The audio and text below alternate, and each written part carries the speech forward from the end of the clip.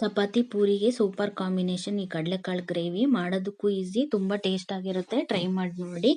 ಅದಕ್ಕೆ ನೆನೆಸಿರೋ ಕಡಲೆಕಾಳನ್ನ ಒಂದು ಕುಕ್ಕರ್ಗೆ ಹಾಕೊಂಡು ಒಂದು 1/4 ಟೇಬಲ್ ಸ್ಪೂನ್ ಅಷ್ಟು ಅರಿಶಿನದ ಪುಡಿ, ಒಂದು 1/4 ಟೇಬಲ್ ಸ್ಪೂನ್ ಉಪ್ಪು, ಒಂದು ಪಲಾವ್ ಎಲೆ, ಒಂದು ಗ್ಲಾಸಷ್ಟು ನೀರು ಹಾಕ್ಕೊಂಡು ಕುಕ್ಕರ್ ಮುಚ್ಚಿ ಒಂದು 3 ವಿಷಲ್ ಬರೆಸ್ಕೊಳ್ಳಿ. 3 ವಿಷಲ್ ಆಗಿದ ತಕ್ಷಣ ತೆಗೆದು ನೋಡಿದ್ರೆ ಈ ಕಡಲೆಕಾಳು ಚೆನ್ನಾಗಿ ಹಿಂಗೆ ಬೆಂದು ಬಂದಿರುತ್ತೆ. ಒಂದು ಮಿಕ್ಸಿ ಜಾರಿಗೆ 3 ಟೊಮೆಟೊ ಹಣ್ಣು ಹಾಕೋತಾ ಇದ್ದೀನಿ. ಬೇಯಿಸಿರೋ ಕಡಲೆಕಾಳನ್ನು 1-2 ಟೇಬಲ್ ಸ್ಪೂನ್ ಹಾಕೋತಾ ಇದ್ದೀನಿ.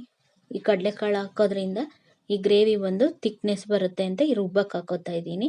ಒಂದು ಪ್ಯಾನಿಗೆ 1-2 ಟೇಬಲ್ ಸ್ಪೂನ್ ಎಣ್ಣೆ ಹಾಕ್ಕೊಂಡು 1-2 ಪಲಾವ್ ಎಲೆ, ಒಂದು 3 ಒಣಮೆಣ್ಸಿಕಾಯಿ, ಒಂದು ಸ್ವಲ್ಪ ಹಿಂಗೆ ಹಾಕೋತಾ ಇದ್ದೀನಿ. ಆಮೇಲೆ ಕಟ್ ಮಾಡಿರೋ 2 ಈರುಳ್ಳಿನ ಹಾಕ್ಕೊಂಡು ಫ್ರೈ ಮಾಡ್ಕೊಂಡು 1 ಟೇಬಲ್ ಸ್ಪೂನ್ ಅಷ್ಟು ಶುಂಠಿ ಬೆಳ್ಳುಳ್ಳಿ ಪೇಸ್ಟು, 1 ಟೇಬಲ್ ಸ್ಪೂನ್ ಅಷ್ಟು ಹಸಿರು ಮೆಣಸಿನ್ಕಾಯಿ ಪೇಸ್ಟು ಹಾಕ್ಕೊಂಡು ಎಲ್ಲ ಮಿಕ್ಸ್ ಮಾಡಿಕೊಂಡು 1/4 ಟೇಬಲ್ ಸ್ಪೂನ್ ಅರಿಶಿನದ ಪುಡಿ, 1 ಟೇಬಲ್ ಸ್ಪೂನ್ ಅಷ್ಟು ಖಾರ ಪುಡಿ, 1 ಟೇಬಲ್ ಸ್ಪೂನ್ ಅಷ್ಟು ಧನಿಯಾ ಪುಡಿ ಹಾಕ್ಕೊಂಡು ಎಲ್ಲ ಮಿಕ್ಸ್ ಮಾಡಿಕೊಂಡು ಈ ರುಬ್ಬಿರೋಂಥ ಈ ಟೊಮೆಟೊ ಪ್ಯೂರಿನೂ ಹಾಕೋತಾ ಇದ್ದೀನಿ. ಹಾಕ್ಕೊಂಡು ಹಸಿ ವಾಸನೆ ಹೋಗೋವರೆಗೂ ಹಂಗೆ ಎಣ್ಣೆಲೆ ಫ್ರೈ ಮಾಡ್ಕೊಳ್ಳಿ.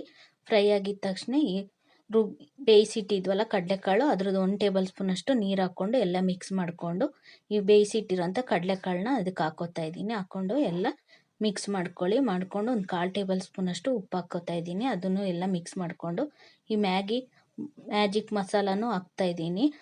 ಕಟ್ ಮಾಡಿ ಹಾಕೋತಾ ಇದ್ದೀನಿ. ಇದು ಬಂದು ಹಾಕೋದ್ರಿಂದ ಈ ಗ್ರೇವಿ ಬಂದು ತುಂಬ ಟೇಸ್ಟ್ ಆಗಿರುತ್ತೆ. ಹಾಕ್ಕೊಂಡು ಎಲ್ಲ ಮಿಕ್ಸ್ ಮಾಡಿಕೊಂಡು ಕಸೂರಿ ಮೇಥಿನೂ ಹಾಕೋತಾ ಇದ್ದೀನಿ ಮೇಲೆ. ಹಿಂಗೆ ಹಾಕ್ಕೊಂಡು ಕಟ್ ಮಾಡಿರೋಂಥ ಕೊತ್ತಂಬರಿ ಸೊಪ್ಪನ್ನು ಹಾಕ್ಕೊಂಡು ಎಲ್ಲ ಮಿಕ್ಸ್ ಮಾಡ್ಕೊಳ್ಳಿ. ಮಾಡಿಕೊಂಡು ಮುಚ್ಚಿಬಿಟ್ಟು ಒಂದು 5 ನಿಮಿಷ ಕುದಿಯೋಕ್ಕೆ ಬಿಟ್ಬಿಡಿ ಚೆನ್ನಾಗಿ. ಒಂದು 5 ನಿಮಿಷ ಆದಮೇಲೆ ತೆಗೆದು ನೋಡಿದ್ರೆ ಈ ಥರ ಈ ಗ್ರೇವಿ ಬಂದು ರೆಡಿಯಾಗಿರುತ್ತೆ. ತುಂಬ ಟೇಸ್ಟಾಗಿರುತ್ತೆ ಈ ಗ್ರೇವಿ. ಮಾಡೋದಕ್ಕೂ ಈಸಿ, ಟೇಸ್ಟು ಅಂತೂ ತುಂಬ ಇನ್ನೂ ಬೇಕು ಅಂತ ಕೇಳ್ತಾರೆ, ಅಷ್ಟು ಟೇಸ್ಟು. ಈ ವಿಡಿಯೋ ಇಷ್ಟ ಆಗಿದ್ರೆ ಲೈಕ್ ಮಾಡಿ, ಶೇರ್ ಮಾಡಿ, ಮರೀದಲ್ಲೇ ಲಾಂಚು ಶಿಲ್ಪ ಕುಕ್ಕಿಂಗ್ ಚಾನಲ್ನ ಸಬ್ಸ್ಕ್ರೈಬ್ ಮಾಡಿ. ಥ್ಯಾಂಕ್